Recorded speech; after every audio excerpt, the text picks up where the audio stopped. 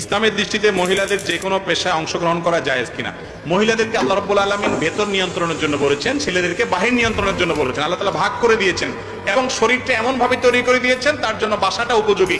বাচ্চার দুধ আল্লাহ তাআলা তার শরীরে রেখেছেন এবং মাসিক অসুস্থতা আল্লাহ তাআলা তাকে দিয়েছেন। আবার কিছু সুবিধা এবং মানসিকতা তার মধ্যে আল্লাহ দিয়েছেন, ফিতরাত সৃষ্টিগত স্বভাব দিয়েছেন, এগুলো বাসার জন্য উপযোগী। এখন আজকের দুনিয়া বলতেছে না না, ঘরতে বাইর করে ফেলা মহিলাদেরকে।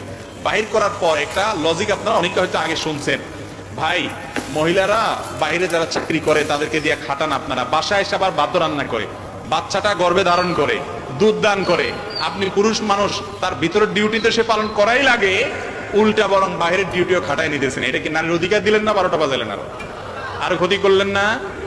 মনে রাখবেন, মহিলাদেরকে বাসায় রাখবেন সম্মানের সাথে। হ্যাঁ, কোন মহিলা যদি বাসা কাজ করতে চায়, কাজের ঘরে নিষেধাজ্ঞা নেই, তিনি নিজের জায়গা থেকে কাজ করবেন। বাসা থেকে মানে এই না যে সে কোনো কাজ করবে না, বাসা থেকে কাজ করতে পারে। খাদিজা রাদিয়াল্লাহু আনহা ব্যবসা করতেন রাসূল আকরাম সাল্লাল্লাহু আলাইহি ওয়াসাল্লামকে দিয়া, এটা করতে পারেন, অসুবিধা নেই।